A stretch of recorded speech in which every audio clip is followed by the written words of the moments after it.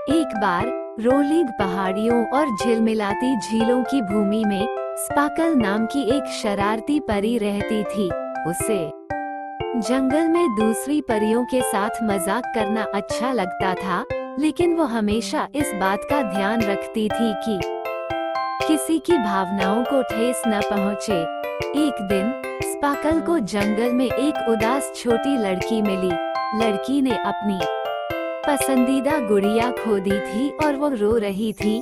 Sparkle जानती थी कि मदद के लिए उसे कुछ करना होगा। उसने लड़की से गुड़िया का वर्णन करने के लिए कहा और लड़की ने उसे बताया कि यह गुलाबी पोशाक और सुनहरे बालों वाली एक सुंदर राजकुमारी गुड़िया थी।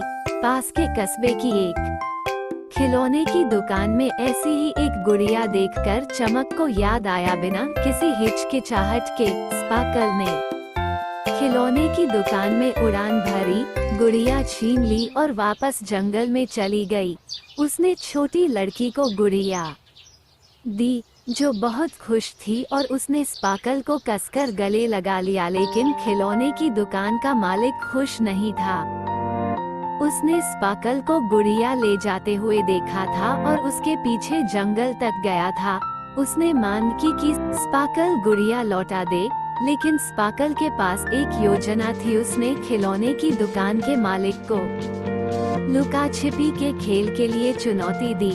अगर वह जीत जाती तो वह गुड़िया रख सकती थी, अगर वह जीत जाता तो वह उसे लौटा देती। खिलौने की दुकान के मालिक ने सहमति व्यक्त की, ये सोचकर कि जंगल में स्पार्कल को ढूंढना आसान होगा। लेकिन चमक चालाक थी। वो जंगल को अपने हाथ के पिछले हिस्से की तरह जानती थी और वह छोटी जगहों में छिपने के लिए काफी छोटी थी। घंटों की तलाश के बाद खिलौने की दुकान के मालिक ने हार मान ली।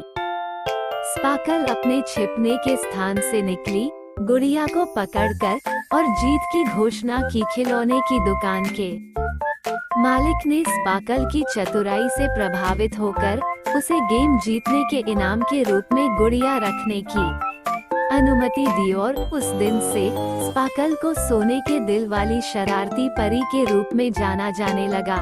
उसने अपने परी मित्रों के साथ मजाक करना जारी रखा, लेकिन उसने अपनी चतुराई और दयालुता का उपयोग जरूरतमंदों की मदद करने के लिए भी किया। छोटी लड़की और उसकी राजकुमारी गुड़िया स्पार्कल के दोस्त बन गए और वे अक्सर उससे जंगल में मिलने जाते थे, जहां वे एक साथ खेलते और हंसते थे। और देश के बच्चे स्पार्कल से प्यार करते थे, उसे एक मजेदार और दयालु दोस्त के रूप में देखते थे। दोस्तों, कहानी अच्छी लगे तो लाइक और चैनल को सब्सक्राइब जरूर करें। धन्यवाद।